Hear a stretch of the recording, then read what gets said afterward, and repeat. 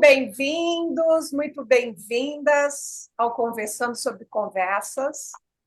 O nosso podcast faz parte do canal Arte Agora e vai ao ar na última quinta-feira de cada mês, às 17 horas, horário de Brasília. Bem, as conversas sempre fizeram parte das nossas conexões, minha e do Alê. Então, com mais ou menos frequência, ao longo dos últimos 30 e tralalá anos, que eu já até esqueci, perdi a conta, o Alê e eu nos conectamos para papear, trocar ideia, devagar. E essa conexão de 30 anos nos inspirou e nos nutriu com um desejo de ampliar as nossas conversas e criar uma grande rede de conversadores. E é por isso que a gente está aqui hoje com uma convidada muito especial, a Fátima Lima Brandão. Fátima, muitíssimo obrigada por aceitar o nosso convite, é um prazer tê-la aqui. E para a gente dar o pontapé inicial, eu gostaria de pedir que você se apresente. Quem é você e o que você faz? Ah, eu sou uma brasileira que morou muitos anos em Recife, onde eu conheci o nosso querido Alexandre. Tínhamos um movimento de artes e ele era campeão de judô do estado de Pernambuco. E depois eu mudei, a minha trajetória me levou a São Paulo. Em Recife eu fazia história, mas tive muita dificuldade em transferir para a USP, porque a universidade aí é federal, a USP é estadual. Então, eu entrei na área de jornalismo. Entrei na área de jornalismo numa cooperativa de jornalismo sindical, chamada Oboré, onde conheci grandes nomes da imprensa brasileira. Sim. Fiquei muitos anos lá. Depois, há algumas décadas, eu me mudei para o Canadá, onde vivo na capital, em Ottawa. Faço ainda alguns trabalhos de edição. Eu, como jornalista, eu fui mais editora. Hum. Também ajudo na publicação de alguns livros em algumas línguas. Então, tem uma equipe que funciona assim. O ano passado nós fizemos um livro em francês, agorinha estou terminando um em inglês. Então, originariamente, eles são em português, né? Faço traduções, mas ensino. E também aqui fiz um curso de desenho de interiores. Então, eu ainda me ocupo bastante. Estou agora fazendo uma casa. Coisa simples, só fazendo uma casa. É, mas também não é a primeira. Desde menina que eu desenho casa. Desde menina que eu mexo com o ambiente, sabe? Hum. Então, as minhas paixões são as de sempre: política, economia, luta pela justiça social, é uma parte muito intensa da minha vida, sempre foi. Fui intérprete de Dom Helder Câmara, em Recife. Uau! Tive grandes momentos na minha vida. E aqui eu tenho, meu netinho já nasceu no Canadá. Eu gosto, um dos motivos que eu gosto do Canadá é exatamente a justiça, né? Hum. A igualdade social, isso me encanta muito. Não consigo mais conviver com grandes hierarquias, sabe? Hum. Sociopolíticas, econômicas, sociais. É muito desumano. Então, esse é um dos motivos pelos quais eu continuo aqui. Mas eu viajo muito, sempre que posso. Vou sempre a Boa Viagem, em Recife, né? Escapar dos tubarões, Ai, que delícia! comer pamonha. pular, dançar quadrilha, marcar o passo quando chega o carnaval no frevo. Então, sempre que eu posso estou lá, porque as minhas amizades são muito antigas. Tem amizades que foram amigos dos meus avós, foram amigos dos meus pais, né? E hoje o meu neto é amigo dos netinhos das minhas amigas. Então, são quase 8 gerações, né? Uau, legal. Estou muito contente de estar aqui com vocês. Para mim é uma honra e um privilégio me reunir com o querido Alexandre da minha adolescência. Éramos um grupo de amigos bastante unidos Ah, e todos envolvidos com arte e com política também, alguns com política. E também de conhecer a Marília, não é? Minha vizinha, mora aqui pertinho, nesta incrível triangulagem internacional. né? Porque por o acaso o Alex está na Austrália, 14 horas mais cedo do que Ottawa. Você, Marília, está nos Estados Unidos 2 horas mais cedo e nós estamos todos aqui reunidos. Pois é, graças à tecnologia, para bater um super papo. Obrigada. E aí eu vou passar a palavra para o Ale. Ale, manda a primeira pergunta. Vamos lá, começar a papear. Bom, antes da pergunta, eu preciso compartilhar com vocês a minha enorme alegria de ter você conosco aqui. Fátima, você, quando se definiu, falou um pouquinho da tua trajetória, teve um momento que, de uma maneira bastante modesta, você falou, não, é que eu sempre mexi com o ambiente. Eu diria que, na verdade, você não apenas mexeu, você, ou criar um neologismo, um novo verbo, você como é que eu posso falar? Criar um terremoto, terremoteou todos os ambientes nos quais você passou, porque você não é o tipo da pessoa que consegue passar despercebida. Por mais que você se esforce visceralmente, é impossível. Marília, a Fátima, enfim, é uma pessoa de luz própria e que eu tenho um carinho, um amor, um respeito enorme. Fátima, a minha primeira pergunta para você é o seguinte: você mencionou essa questão da justiça social e é inevitável, para mim, nesses tempos bicudos que a gente vive, fazer uma comparação entre o país que você vive atualmente, há muitos anos, que é o Canadá, e o país onde Marília vive também há muitos anos, que é os Estados Unidos. Como esse é um podcast dedicado a conversas, a papos, existe implícito aí um desejo de compreensão, de empatia, de solidariedade, de que as pessoas possam se aproximar mais através do diálogo.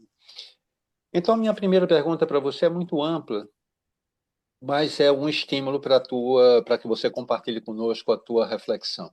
A minha pergunta considerando aí todas as trombadas que nós estamos vendo entre Estados Unidos e Canadá, e transferindo isso para o âmbito das conversas, o que é que você acha que poderia facilitar, ou pelo menos criar menos dificuldade,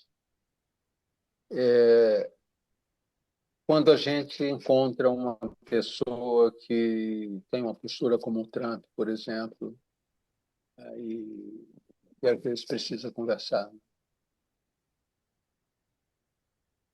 A minha pergunta é essa: quando você se depara com uma pessoa mais rígida, mais preconceituosa, e as circunstâncias da vida te levam à necessidade da conversa, você tem uma estratégia? Como que você funciona quando isso acontece? Tenho uma estratégia mais forte no Brasil do que aqui, porque lá eu vou encontrar muito mais oposição e as pessoas lá são muito mais francas, não é? O canadense é um ser de farol baixo, por natureza. O canadense é reservado, Sim. não é? Até parece timidez, mas não é timidez. Então, eles têm esses traços e eles não vão abrir o jogo assim de cara, né? As pessoas não se posicionam publicamente, nem assim no colóquio. Então, o que que eu faço? Eu deixo a pessoa falar, né? Porque se eu, com os brasileiros, sobretudo, se eu manifestar qualquer antagonismo, certo? Cria-se aquela barreira praticamente intransponível, não é? Como está o Brasil. Estamos divididos. Não é? Os Estados Unidos também está dividido. Não é? Você é a favor ou contra a presidência atual. Não há um meio termo. Não há uma aceitação parcial de alguns valores. Não é? Então, eu acho que tudo isso é transitório. Hoje a pessoa apoia A, amanhã apoia B. Hoje é do partido C, amanhã é do partido D. Tudo isso muda. Então, eu tenho que manter um canal de confiança que quando essas pessoas começam... Isso eu lutei muito nos últimos anos aqui, fazendo isso, né? Sim. Quando as pessoas começam a tomarem posições que eu acho abomináveis, eu não corto a pessoa. Eu deixo, eu espero. Eu também não vou educar muito, não vou. Posso dar um toquezinho, posso deixar claro qual é a minha postura, mas não vou interferir. Porque quando as pessoas têm um momento de dúvida, elas sabem a quem recorrer. Então, eu tive inúmeros casos, muitos mesmo, de pessoas que diziam: bom, a gente achava que ia ser assim, mas ele foi aos Estados Unidos, bateu continência para a bandeira. Então, muita gente ficou horrorizada com isso. Outros diziam assim, não, mas ele foi lá e 16, não foi a convite, levou um avião, 16 ministros voltaram com Covid. Então, eles conversavam comigo. Quando eles iniciam o diálogo, eu vou ter uma postura que foi a minha vida toda, uma postura didática. Fui professora a vida toda. Respondi, Alex. Entendo. Sim, sim. Inclusive, é interessante e muito bacana que você compartilhe conosco essa sabedoria, né? Para mim é uma sabedoria de escutar o outro, mesmo quando a gente não concorda, enfim, porque uma das características dos tempos atuais é não ouvir o outro, não é, Fátima? E Marília e eu, a gente, nos nossos convidados, a gente sempre vira e mexe, a gente volta para essa questão, porque ela é essencial. Então, penso eu que é você compartilhar com nossa audiência e conosco essa sabedoria de escutar o outro, né? Dar esse tempo pode favorecer um diálogo mais longo, o início, de repente, de uma nova relação, não sei, enfim. Mas é respeitoso, é, no mínimo civilizado. Mas ele é, sobretudo, tático, na Hum. minha, no meu, na Uhum. minha posição. Porque essa pessoa vai ter dúvidas, essa pessoa vai conversar com Sim, quem? sim, sim. Com o mesmo deles? Não. Tem que conversar com uma pessoa de outro lado, né? Uma pessoa que tenha respeito pela postura deles, que nunca os provocou, entende? É assim, então eles vêm a mim. Uhum, uhum, E eu vejo que muita gente aqui, eu uhum. tenho amigos que fecharam, cortaram relações, fecharam a casa, não falam mais. Então, se essa pessoa tem uma dúvida, tem alguma crítica a fazer, vai fazer a quem? Né? Então, eles vêm a mim. Eu tive vários casos. Aí eu vou bem calminha, bem devagarzinho, reeducando, sabe? Legal. Pegando um gancho nesse tema e pensando que você é brasileira, morando no Canadá, eu estou aqui nos Estados Unidos, a Lê está lá na Austrália, e pensando em culturas, qual é o papel, na tua visão, que uma boa conversa assume na compreensão de uma cultura diferente? Como que funciona para você? Como funcionou? Sei lá, você foi do Brasil para o Canadá, como compreender uma outra cultura através das conversas? Bom, a conversa é o básico de tudo, não é? Sem a conversa não existe o mundo. Conversa é a alma, é a luz, é o guia, é o verbo, né? No princípio fez-se o verbo. Não é verdade? Hum. Então, eu acho que a questão cultural, ela extrapola o falar. A questão cultural, ela tem aspectos, por exemplo, eu estou com um vestido de Recife, aqui não existe isso. Estou com um colar italiano, também não vou achar isso aqui, né? Então, o latino, na América do Norte, ele tem uma personalidade, tem características muito próprias, como eu diria o oriental no Brasil. É mais ou menos assim. A gente é Hum. altamente, né? E quando eu cheguei aqui, nós éramos menos de 200 brasileiros. Hoje, nós somos mais de 3.000. Então, hoje nós temos agora no verão vários festivais de música, de comida, de música e comida e dança. Então, os festivais de verão, a nossa cultura está muito mais presente. Já tem várias casas de açaí, já se sabe o que é pão de queijo, né? Quando É. eu cheguei aqui, não se sabia, só se sabia que o Brasil exportava café, exportava spam, aquela mortadela do Brasil, como é que chama aquela carne? Que vem numa latinha, que foi criada para a guerra, apresuntado. Presuntado. É. Presuntar. Presuntar. Então, eles comem até hoje, eles adoram, né? Um negócio que é, assim, no mínimo, muito gorduroso e muito calórico, mas eles acham que é um produto brasileiro. E outra coisa, essa diversidade. É essa a sua pergunta, Marília? Eu estou fugindo muito?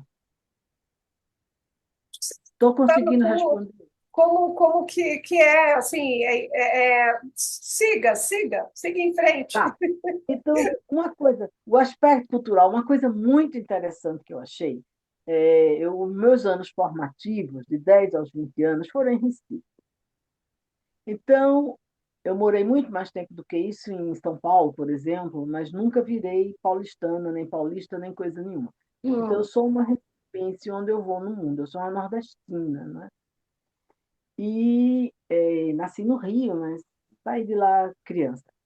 Então, quando eu saí de Recife, no início da universidade para São Paulo, foi um corte radical, né? Eu sou muito ligada à minha mãe, que tem 95 anos e que eu converso com ela diariamente. É uma mulher lúcida, inteligente, muito bem-humorada. E eu me senti assim um peixe fora d'água em Hum. São Paulo, onde a postura das pessoas é essa. O paulistano, eu acho que ele sente muito frio, né? Fica assim, mesmo os nordestinos morando lá. Então, foi dificílimo, foi dificílimo. Eu fui extraída daquela efervescência onde o Alexandre me conheceu, onde eu fazia pequenos terremotos, né? E cheguei em São Paulo. Daí, muitos anos depois, eu saio de São Paulo e venho para cá. Então, a distância cultural entre Recife e São Paulo é grande, mas entre São Paulo e Canadá é muito maior. Hum. E eu achava que entre Canadá e Estados Unidos havia uma grande hegemonia, né? Porque da minha distância, do meu foco, tudo lá em cima, tudo lá no norte, fala a mesma língua, tem as mesmas influências socioculturais, religiosas, praticamente econômicas. Então, eu achava que era muito parecido. Levei 2 anos para entender o quanto são dois países radicalmente diferentes, embora dividam a maior fronteira entre duas nações do mundo, embora dividam o mesmo território, América do Norte, é água para azeite. Mas eu levei 2 anos para perceber. Uau! É interessante isso. É, Quando eu fiz aquela primeira pergunta, que eu acho que eu nem cheguei a articular de uma forma bacana, mas era exatamente pensando nisso, porque hoje, como outsider, olhando de longe Estados Unidos e Canadá, e a postura dos dois governos tão diferentes, né? E considerando isso, que o nosso programa aqui visa diálogo, conversa, troca, se possível, empatia, que é desejável, eu fico meio chocado, né? Porque, como você falou, é o mesmo continente, eles dividem a maior fronteira entre dois países, né, no planeta, e tem, de certa forma, tiveram uma colonização relativamente parecida, em alguns lugares iguais, mas parecem povos muito diferentes, né? Muito diferentes. Eu, Quando você pensa nisso, diga, fala, não, Maria. não, não, não, siga, depois eu faço a minha pergunta. Não, a minha pergunta ia ser um Hum. pouco para que você, se possível, aprofundasse essa tua percepção. Você vê um caminho de possível diálogo, de maior proximidade? Tem momentos, né, no governo do Obama, onde isso foi bem possível, não é? Depende muito do alinhamento, não é? Da facção política, do partido que esteja no poder, certo? Agora, uma coisa que define muito essa questão da dicotomia, da diferença, há uma certa rivalidade, sem dúvida nenhuma, mas, por exemplo, como é que se faz a conquista dos Estados Unidos, a conquista do Oeste, não é? Cada um tem a sua lei, cada um leva, não é? E aqui no Canadá é aquela coisa super britânica, não é? Existe a mão da lei, que era a Polícia Real montada, Royal Mounted Police, a polícia real. Então, eles patrocinavam a lei, não tinha linchamento, né? Não tinha juntar uma turma e pegar uma árvore e dizer esse aqui é delinquente, esse aqui é meliante, vamos acabar com ele agora. Então, é muito diferente o processo civilizatório. Hum. Outra coisa que marca muito esse abismo, é um abismo entre as duas nações, é a questão da escolaridade, da escolarização. Por quê? Nós todos aqui pagamos uma taxa educativa, uma taxa que vai para as escolas. A gente tem o direito de escolher se é uma escola religiosa ou se é escola comum, né? Porque não tem educação particular, praticamente. A educação é pública. Esse dinheiro vai para um bolsão e é compartilhado. A criancinha que está lá no Yukon, ela vai ter o mesmo material didático, vai ter o mesmo currículo da criancinha que está em Vancouver. O filhinho do primeiro-ministro vai para a mesma escola que vai o filhinho do gari. Quando a gente chega nos Estados Unidos, não é assim. Se lá houver uma favela, as pessoas da favela vão contribuir muito modestamente, que é de acordo com a renda de cada um, para a escolinha da favela. Então, isso reproduz miséria, correto? Miséria intelectual também. Miséria educativa também. Eu acho isso aí uma grande chaga. É interessante, porque eu não conhecia a Austrália, eu estou aqui fazendo um curso intensivo de como ser um bom avô, né, porque é minha primeira neta.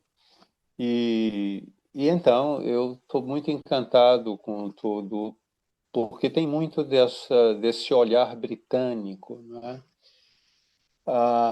Agora, a Austrália, eles cultivam uma coisa que eu acho interessante, eu tenho sido muito atento, que é com os povos originários, né? Os aborígenes. Então, ao lado da bandeira da Austrália, nas autarquias, nas empresas públicas, nos hospitais públicos, enfim, você sempre vê ao lado da bandeira da Austrália a bandeira dos aborígenes. E eles, por exemplo, fui conhecer a ópera, né? E logo no início tem uma espécie de cântico antes de começar o espetáculo, Hum. e é um cântico de respeito e reverência aos aborígenes, né? Eu achei assim muito interessante e então dá um lado civilizatório, né? Apesar de a gente sabe que o que foi também o que o Império Inglês fez no verão passado, né? Que não é exatamente coisas muito bonitas. Mas eu penso que nada do que a gente viu no passado a gente está vendo agora, com essa carência de diálogo, a dificuldade de conversar. E tudo é um pouco um reflexo disso. Você, logo no começo, comentou da importância que a conversa, que tudo é papo, tudo passa por essa troca, né?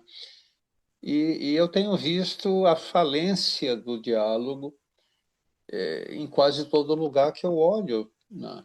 Quer dizer, claro, eu percebo essas duas forças, a força que estimula, que nos leva à conversa, à troca, e o lado, sabe, da negação completa e total, como a gente está vendo com essa guerra estúpida aí do Irã, né?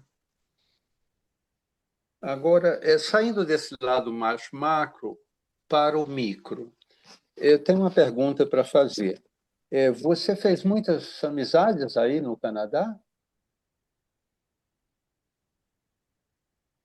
Esta é uma pergunta capciosíssima. Esse é um conceito que não existe aqui.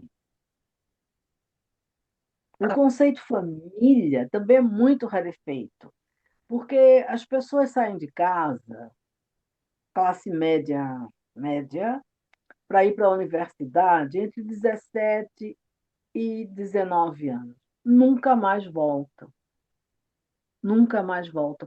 Então, uma pessoa com 17 anos não está, ao meu parecer, com os seus conceitos de sociabilidade, de cooperação, nem os de higiene pessoal estão aprontados ainda. Então, eles vão ficar assim, meio perdidos na vida. Eles só vão se encontrar no Natal, né? No aniversário, sobretudo no Natal.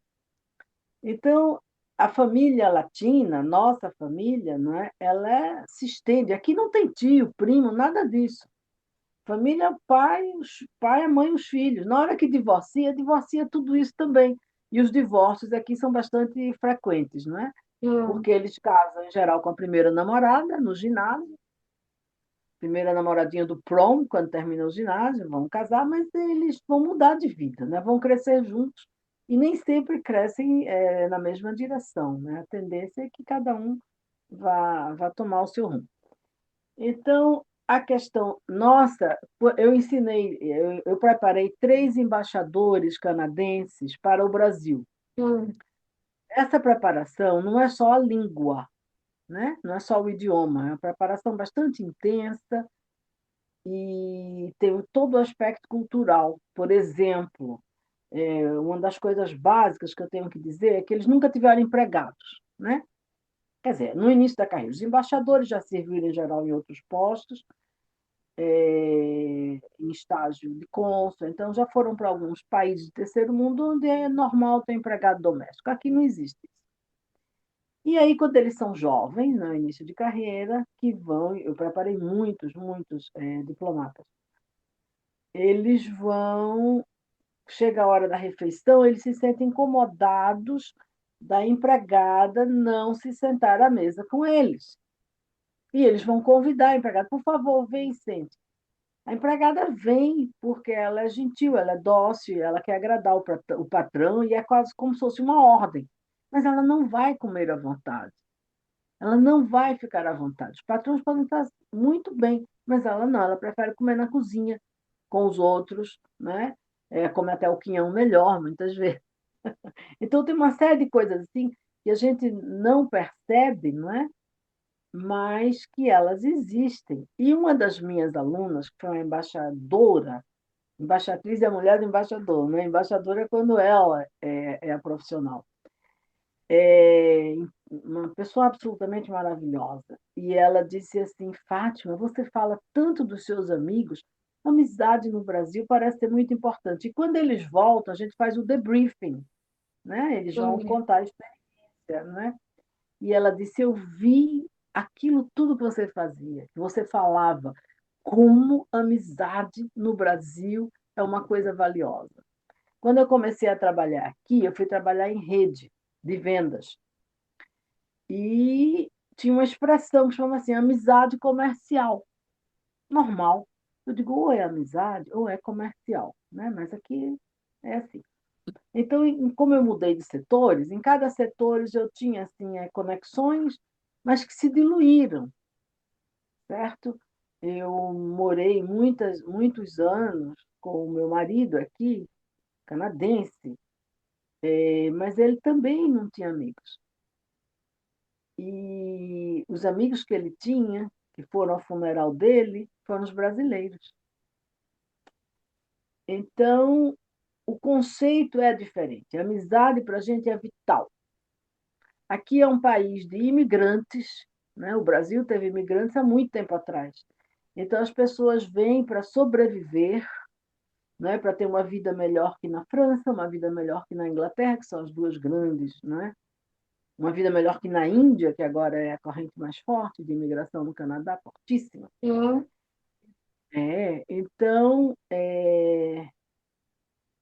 eles vêm com, sobretudo os ingleses, eles vêm com espírito de absoluta independência.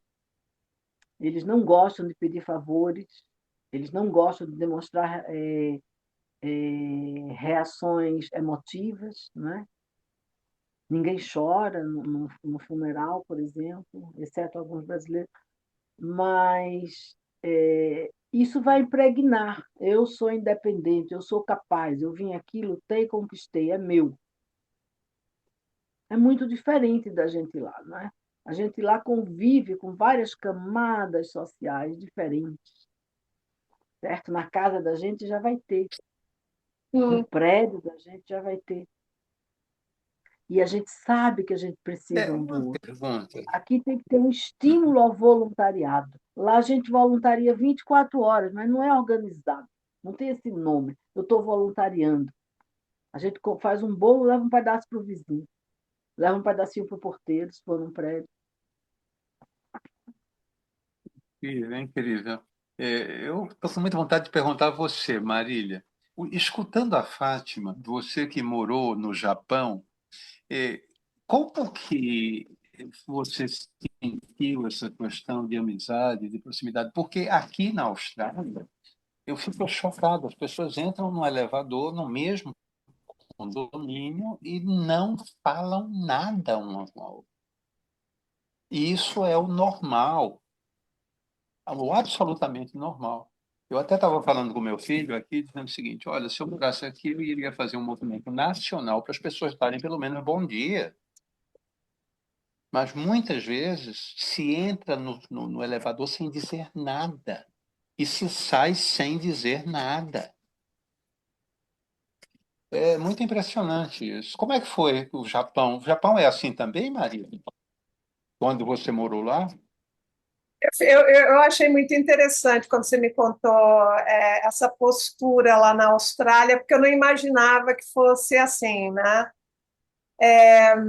Bom, eu morei no Japão há muito tempo atrás, mas eu morei numa circunstância que eu morei em dormitório de estudantes 4 anos. Uhum.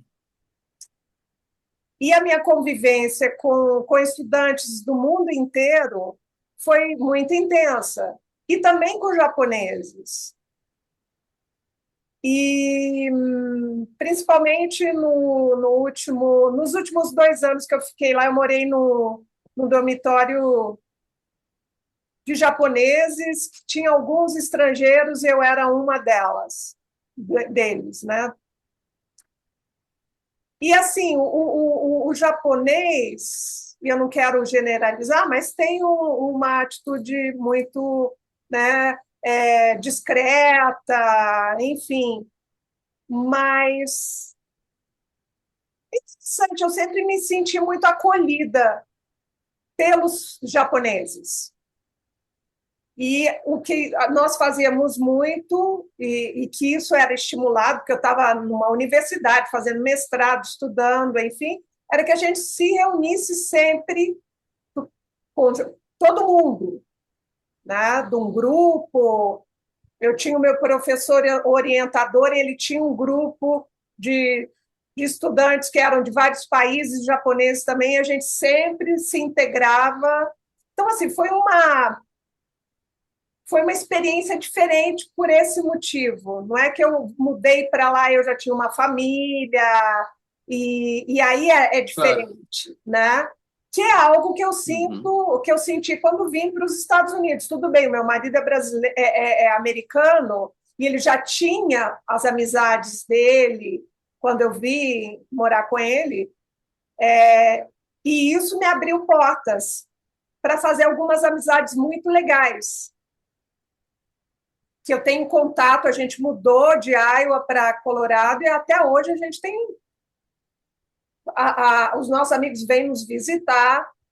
Agora, aqui no Colorado, foi uma outra história, bem mais difícil, porque a gente estávamos nós dois, nem eu nem ele conhecíamos ninguém aqui.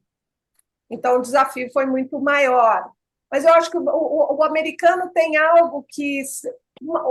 Eu acho o americano um extrovertido por natureza.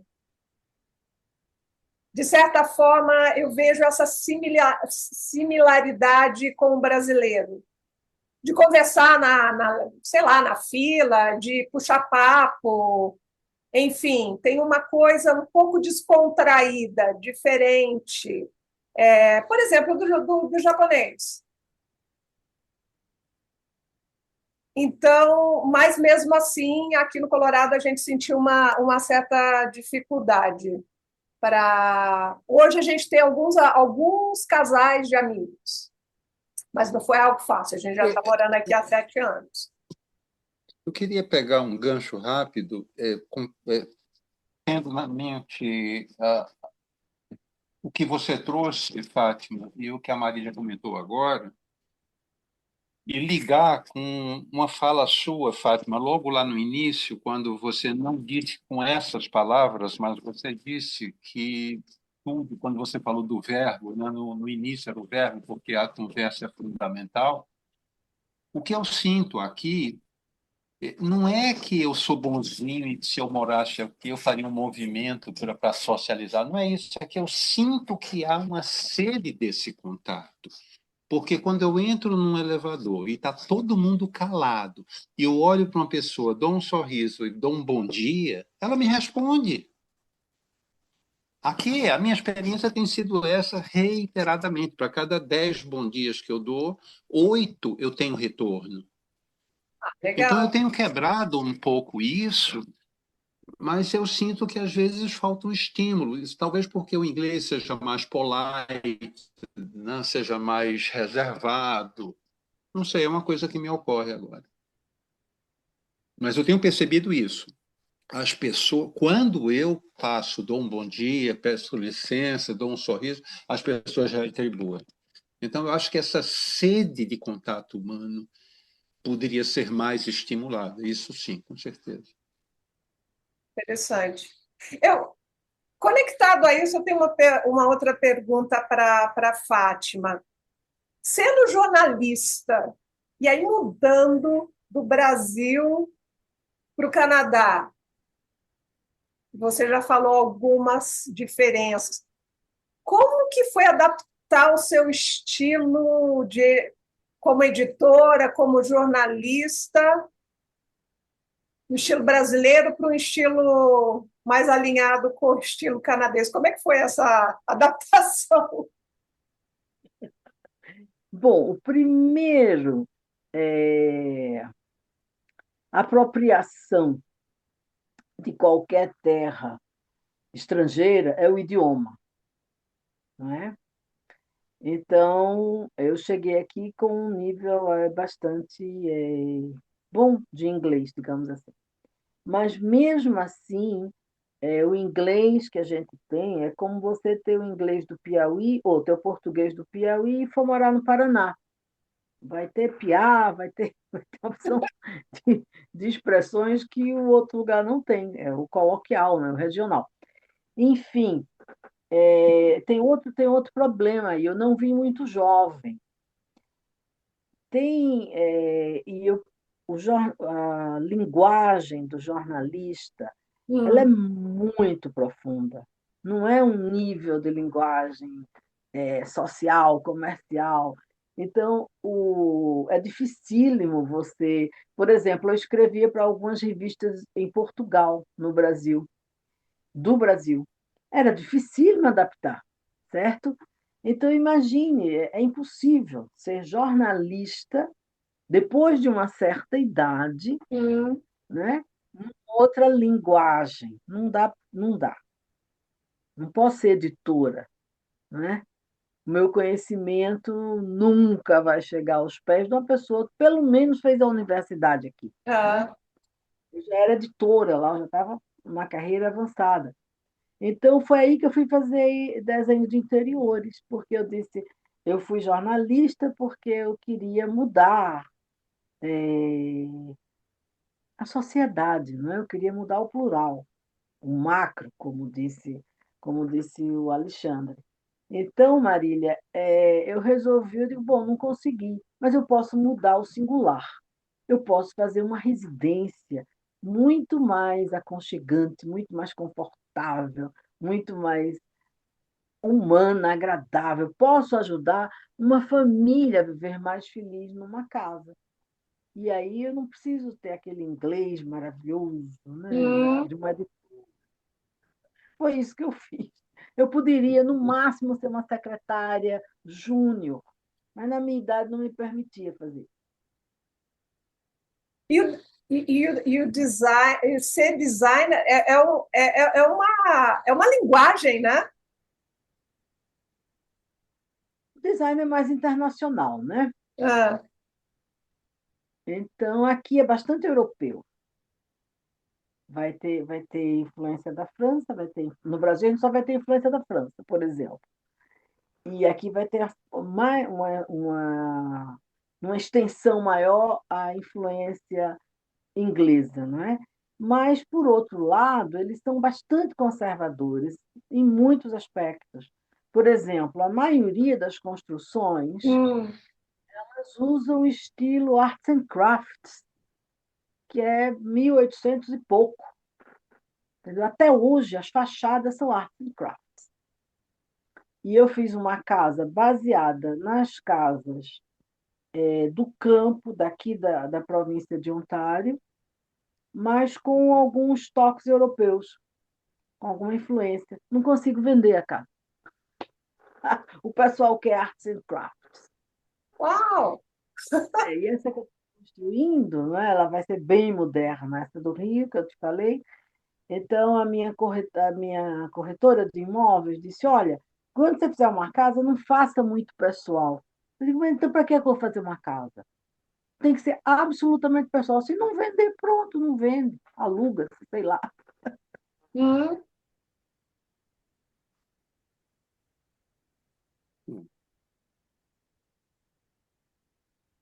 Será que eu respondi, Maria?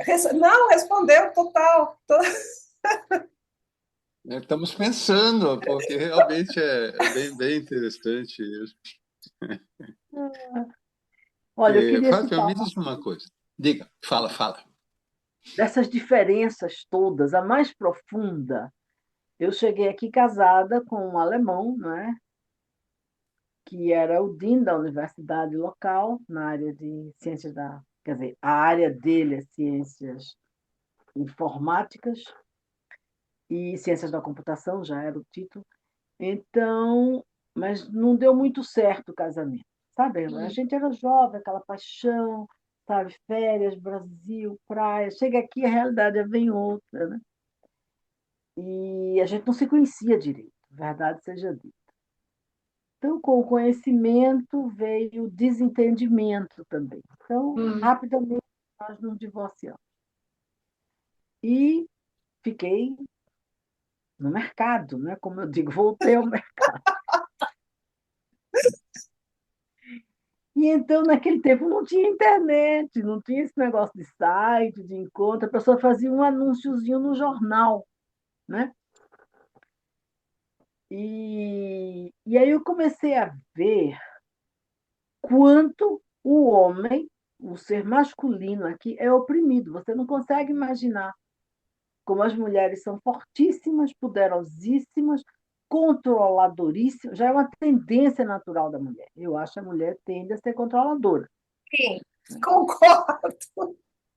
Mas aqui é com todo o aval, né? Aqui é os homens concordam. Então, como Alex, você queria fazer um movimento, aqui também não se diz bom dia. E as pessoas chegam a fumar no elevador, em algumas outras províncias, não aqui. Ah, Então, acho um absurdo fumar dentro do elevador, né? Bom, então eu pensei, Alex queria que as pessoas fossem mais calorosas, mais simpáticas, né? É assim uma grande Cordiais. característica cordiais, brasileiro, profissão cordialidade. Eu acho que os americanos são muito simpáticos, super simpáticos, então, porque eu viajo em grupo, né, e eles sempre se destacam pela simpatia, né? E então eu ia fazer um movimento de liberação do homem canadense,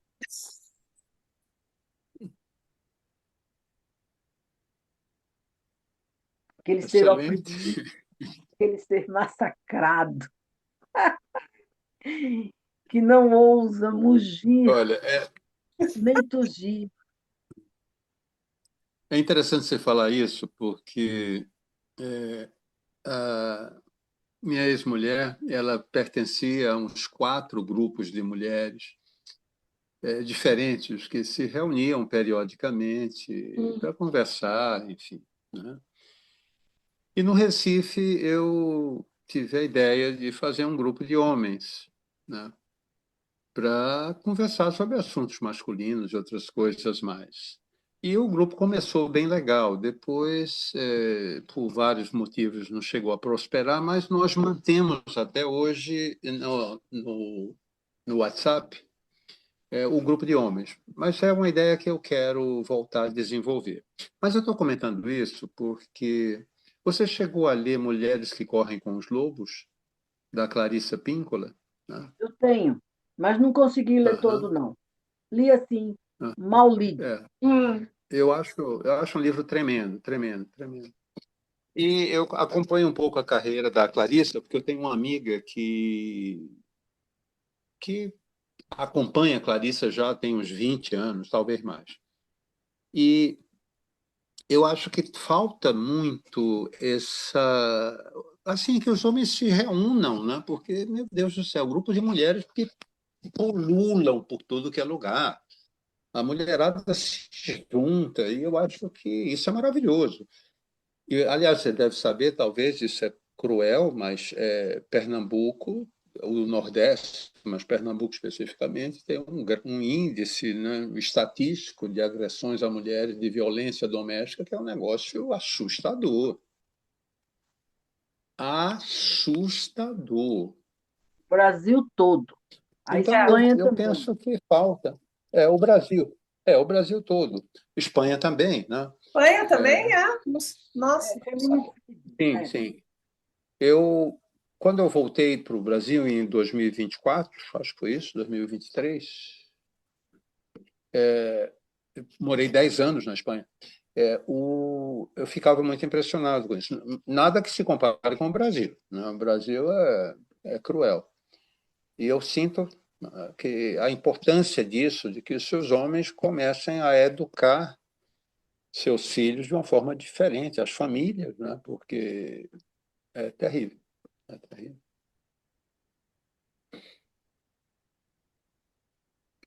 Aqui também tem, viu, Alex? Mas a proporção é exígua, sabe?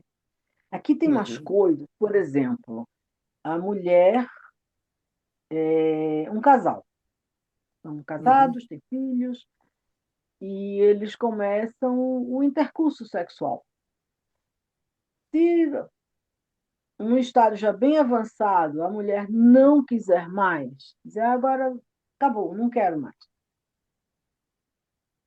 O sujeito, se ele insistir, ele vai preso. É crime. Uhum. E se ela insistir? É muito difícil uma mulher insistir com um sujeito que não tem uma bela ereção, é ou não é? Hum. Estou falando de Ah, penetração. Hum? Este caso específico é assim, já estão na fase de penetração avançada.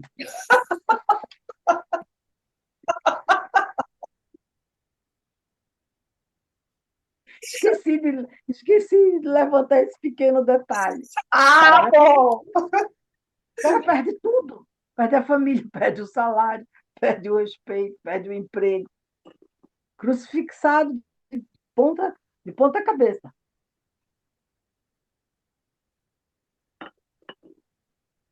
Eu fui e- feminista no Brasil, né? Eu sou Uhum. fundadora de um dos movimentos principais de feminismo em São Paulo.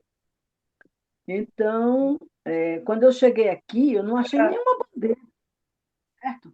Por quê? Os nativos, os povos originários estão avançadíssimos, né? As mulheres dominam a sociedade. Negro praticamente não tem. Eu fui fundadora desses três movimentos em São Paulo, a nível estadual.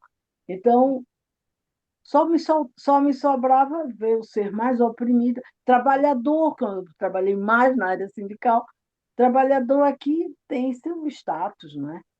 Então eu digo, meu Deus, o que é que eu vou fazer? A vida toda eu estou fazendo essas coisas, desde criança, e agora, o que é que eu vou fazer? Eu digo, já sei, vou liberar o homem canadense, o homus canadense.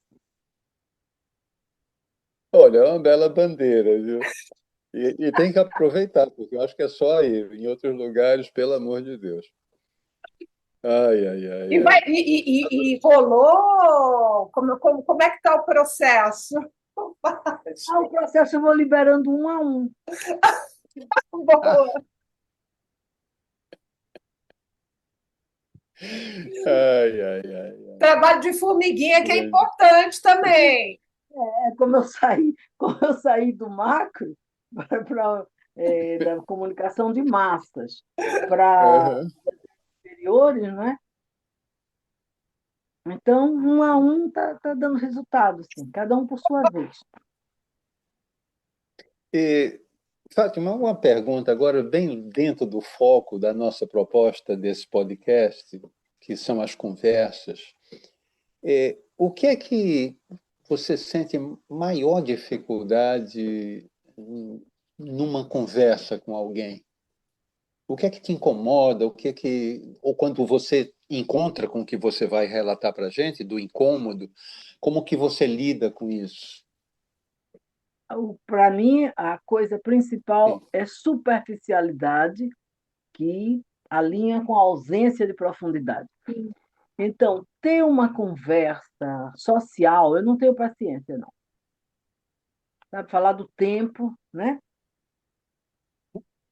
Porque eu gosto de interagir realmente, né? De fazer tocar tópicos que são cruciais, certo? De ver a realidade Uhum. daquela pessoa e a verdade daquele ser humano.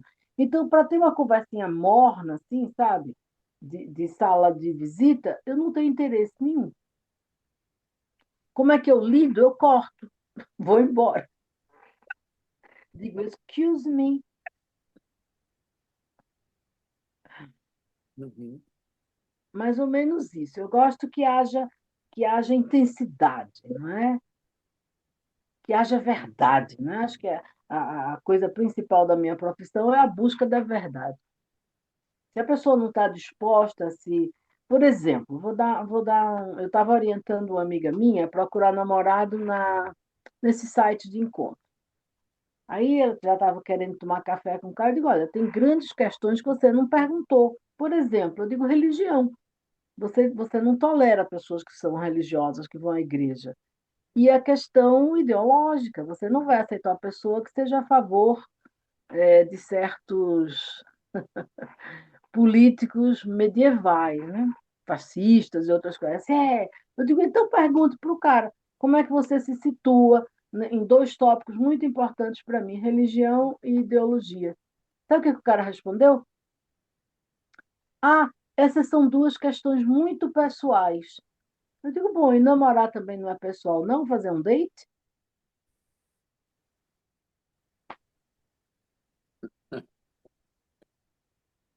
Mas faz sentido, total, né? Teu conselho.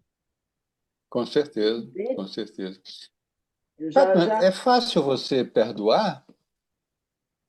dentro do meu coração, eu perdoar o quê? Eu digo porque, Perdoar por uma massa exemplo, certa, nas por exemplo? relações interpessoais, muitas vezes. Não, não, Não, Alexandre, eu não as consigo. relações Acho interpessoais, lindo, eu adoraria, eu gostaria, eu esqueço, mas não perdoo. Eu não sei mais por quê, mas não perdoo. Não consigo. uhum. Direta e reta. Oi? Direta e reta. Porque eu aviso, né? Ó, isso aqui não está correto, isso aqui eu não gosto que haja assim, não é a maneira que eu acho que vai funcionar para as pessoas se entenderem, não é? Então, por favor, quando você tiver uma dificuldade, por gentileza, tente conversar comigo. Eu sou bem conversável, sabe? Porque eu digo, a gente não deve conversar em casa, tem uma série de regras, não deve conversar mais do que uma hora. Vamos num café, tem um problema? Conversamos. Tem gente que guarda tudo, tudo, tudo, o pessoal daqui, guarda, e um dia vai embora, sem uma palavra. Eu digo, ó, não me exclua, certo? É uma coisa, nós estamos juntos, né, os dois. Então, se tiver alguma dificuldade, vamos trazer essa dificuldade para a conversa. Coisa mais criativa do mundo. E aí, se a pessoa daqui a um mês faz outra coisa diferente, mas o fulcro é o mesmo, a ausência de comunicação, falta de confiança no outro, receio de ser mal interpretado ou de ser agressivo. Então, vai guardando. Eu digo, bom, é a segunda vez que isso acontece. Então, eu acho que não tem mais jeito, não. Cada um tomar seu rumo, que isso vai acontecer de novo. Então, é isso aí. Não sei perdoar muito, não. Aviso, crio. claro. Uma coisa bacana que você está trazendo, e a gente sempre procura explorar isso, é não deixar acumular, não é? Porque nas relações interpessoais não é incomum que vínculos se esgarçam e se rompem por coisas que, se fossem conversadas mais frequentemente, talvez pudessem ser superadas, com certeza. Com certeza. E pegando um gancho nesse tema, falando de conversas difíceis, né? Porque um pouco do exemplo que você deu, Fátima, às vezes assim, tem pessoas que têm mais dificuldades para uma DR, uma conversa que não, né, que necessita um pouco de preparação, enfim. Que conselho você daria para a nossa audiência para ter uma de approach, para ter uma conversa com alguém que tem dificuldade de, sabe, de encarar uma conversa difícil? Olha, o que eu aconselharia é o recurso do profissional. Eu acho que muitas vezes a necessidade, as pessoas estão tão acostumadas a não dialogarem, a guardar tudo, a tomar decisões, assim, espatafúrdias, sem que o outro tenha a menor noção. Hum, O outro, o outro sente a dificuldade, mas ele não sabe o que está acontecendo. E quando ele pergunta, aquela pessoa que está fazendo seu movimento interior não tem experiência de dividir, não tem capacidade de dividir, porque nunca aprendeu a de compartilhar nada. Então, eu acho que uma mediação, né, é um bom caminho para pessoas que têm dificuldades em se abrirem. Tem gente que tem trauma, tem gente que nunca pôde conversar com os pais, nem é, com a primeira namorada, nem com a primeira esposa, nem com os filhos, né? Tem isso. Então, precisa, eu acho que, de uma interferência profissional. É o que eu diria. E faz É legal sentido, você comentar é, isso. Faz sentido. faz sentido. O Ale e eu, a gente, em outras conversas, e nas nossas conversas também, a gente sempre traz a questão de como ensinar as crianças a conversarem, né? Por que não ter uma. E provavelmente deva existir alguma escola que ensine a criança a ter uma conversa legal, ensine os conceitos básicos e a prática de como conversar, como se colocar, como escutar o outro. Escutar o outro, ouvir o outro. Eu tenho um amigo que ele dizia, porque também a família também é uma fonte de desinformação, não é? Não Hum, só de educação, porque deseduca. Eu tenho um amigo muito querido que até, quer dizer, faz muitos anos que eu não o vejo, mas ele tinha dificuldades enormes de comunicação, e eu me lembro perfeitamente do dia que ele me disse, que eu fiquei chocado, falou: Alexandre, na minha casa, na hora do almoço, o maior diálogo era passe o sal. Meu Deus do céu. Meu Deus. Não, é é. complicado. Porque se ensina empatia, se ensina e se aprende. Não é escutar, se ensina e se aprende, por aí vai. Mas tem que ter Se alguém que ensina boas ensine. maneiras à mesa, se ensina como usar o talher. Eu Né? vou pedir para você, Sim. mas uma pergunta que eu gostaria de fazer a você. Alexandre, eu sei que tem filhos. Você tem filhos, Marília? Tem, não Não, é? Você foi não, uma família. Ah, não. não. Então, quando você foi para o Japão, era você e seu marido. Então, eu achei que tinha criança. Não, era eu sozinha, eu sozinha. Ah, entendi que tinha ido com a família. Então, deve ter sido Não. sem a família. Certo. Achei de como é que vai com a família e fica num dormitório. Fiquei pensando. E tinha, Bom, viu? Tinha dormitório para família. Eu tinha amigos que foram com a família, mas eu não. interessante. Então, eu acho que assim, o treinamento da conversa é praticar a conversa, certo? Então, como é que se ensina uma criança a conversar? Conversando com ela. Conversando. É isso que eu procuro fazer com os meus netos. Legal. E Fundamental. eu tenho uma satisfação enorme de que muitas coisas eles contam só para mim, Claro. porque não julgo, claro que a função do avô é muito diferente, a função educativa do Hum, avô. Não puno, não critico, né? E escuto aquelas coisas, né? Por exemplo, um passou uma noite sem dormir, nunca tinha dormido. Ah, eu passei a noite toda sem dormir, nunca mais eu quero dormir de novo. Eu digo, bom, não é bem as descobertas, o primeiro beijo, a primeira... São três garotos, né? O mais velho, quer dizer, netinho de sangue, é só o mais novinho. Os outros dois são netinhos do coração, né? E das relações interfamiliares. é, Então, o mais velho optou por rapazes. O do meio, quando tinha 16 anos, conheceu uma mocinha nas férias, e aí, quando voltou do Brasil, totalmente apaixonado, disse: Vovó, eu vou casar com ela. Eu digo: tá certo, me convida. Aí eu começo a puxar os papinhos, né? Ai, como é que vai ser? Bababá. E o caçulinha, também aos 16, conheceu uma moça através dos jogos, eles jogam muito, né? O videogame internacional. Uma moça até do Texas, um ano mais velha que ele. é, Ele disse: Eu preciso contar uma coisa para você. Vamos num lugar. Porque a gente já sabe, quando a gente tem uma coisa importante, a é, gente marca, olha, ele já aprendeu, e a gente vai para um local específico, né? E eu fiquei pensando, meu Deus, que passei a noite sem dormir. Eu digo, meu Deus, o que é que esse garoto que vai estar comigo tão sério assim? Eu não via nada, né? Aí ele disse: Conheci uma moça, estou conversando com ela, nós nos amamos. Eu vou me casar com ela. Eu digo: quanto tempo mesmo que você conhece? Um mês. Eu digo: que bom, um mês. Aí eu disse assim: ela já sabe que você vai casar com ela? Sim, ela quer casar comigo também. Eu digo: então tá ótimo, tá tudo resolvido. Ai, ai, ai. Que ódio. Aí não Excelente, posso contar excelente. aos pais, né? Não posso contar aos pais, É, fico bem.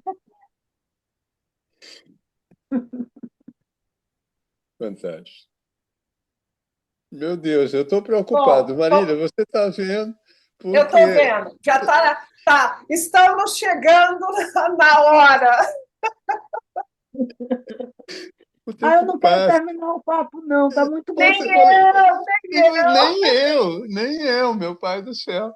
Mas o meu xará vai passar a tesoura se a gente se estender muito além do combinado. Porque é uma delícia conversar contigo, Fátima, uma delícia. Uma delícia estar aqui com vocês, né? Para mim é uma glória, né? É mais do que uma honra. Ah, para a gente também. Para mim é. Para mim Oh, com é certeza, São com uma coisas que eu super certeza. nem honra. sei que penso. Engraçado, né? São coisas que, se eu fosse organizar o meu pensamento, se eu fosse escrever, né, eu não saberia. São situações absolutamente espontâneas, né? Que foram surgindo assim, coisas que eu já pensei no passado, mas que eu nem sei que eu penso. Claro, claro, claro. Ó, altas Muito, muito revelações bom. aqui no Conversando sobre Conversas. Altas o quê, Marília? Revelações, Ah, sim, Revelações, revelações. É importantíssimo. confidências. confidência. Muito bom, muito bom, muito É, bom. não ter papa Ô, na língua, Fátima, né? Oi. Você quer dá um recado É. final para a Sim. nossa audiência, se você quiser transmitir uma ideia, uma sugestão para que as pessoas tenham melhores diálogos, o que você quiser. A bola está contigo. Olha, eu vou, Alexandre, utilizar uma coisa que você falou, que é como é que a gente lida com pessoas que têm dificuldades de falar, sobretudo no relacionamento interpessoal. Você falou uma coisa assim, correto? Uhum. Uma das suas Sim? perguntas foi mais ou menos nessa linha. Então, eu vou conversar com essas pessoas, não é? Aprendi com a minha avó que quando uma pessoa chega para. A vovó era fazendeira, né? Então ela tinha muitas pessoas que lidavam em campos diferentes, né, das atividades. Hum, E ela dizia: quando a pessoa chega nova, ela vai cometer muitos erros. Claro, ela não sabe como é que é o sistema, né? Às vezes não teve tanta experiência prévia. Então, não se pode deixar escapar nada, certo? Aquela coisa de guardar, de não falar agora, de não consertar. Então, isso vale mais ainda para o relacionamento amoroso, né? Então, quando tiver uma dificuldade, elaborar essa dificuldade, achar a hora certa. hum. Tem que ter a hora certa, tem que ter o momento exato e falar com muita delicadeza, não é? Para a outra pessoa perceber. A pessoa não pode adivinhar os seus sentimentos, não é? Se for uma coisa mais cabeluda, digamos assim, aquela coisa que eu falei, não fazer em casa. Porque em casa você pode se descontrolar, pode querer erguer a voz, né? E não é bom numa conversa, né? Então, se vai num local público, um parque, um café, né?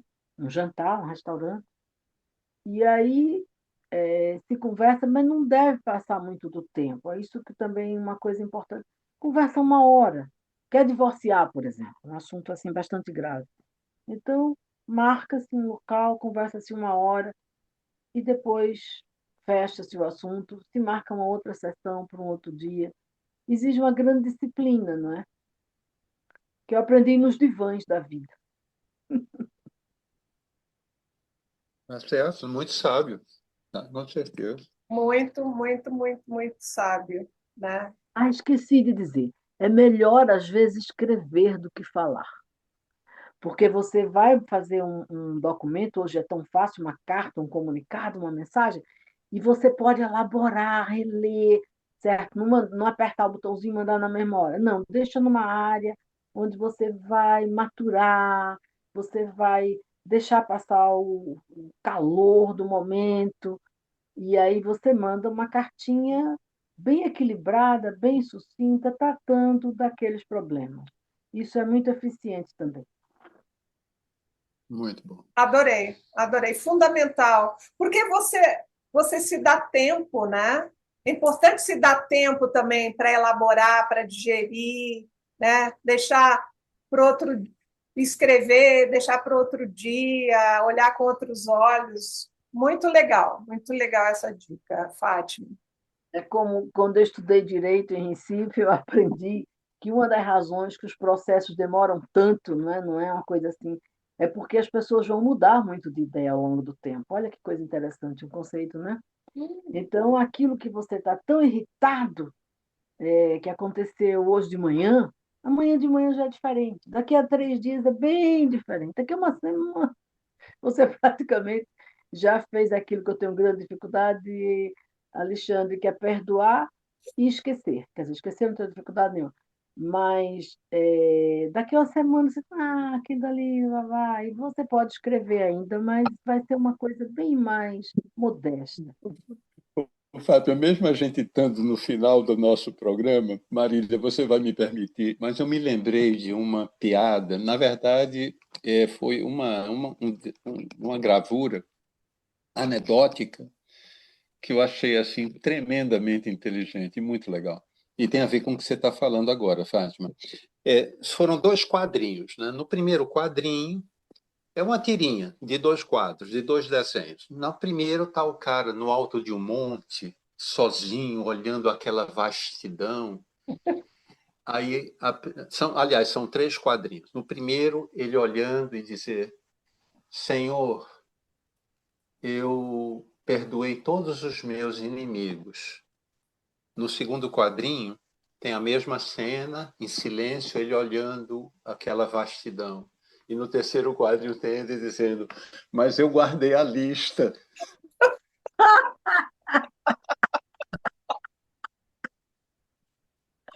Ai, ai, É, ai. fantástico, fantástico, fantástico. Marília, a bola é Amém. tua. Amém, amém. Enfim, estamos chegando ao final da nossa conversa maravilhosa.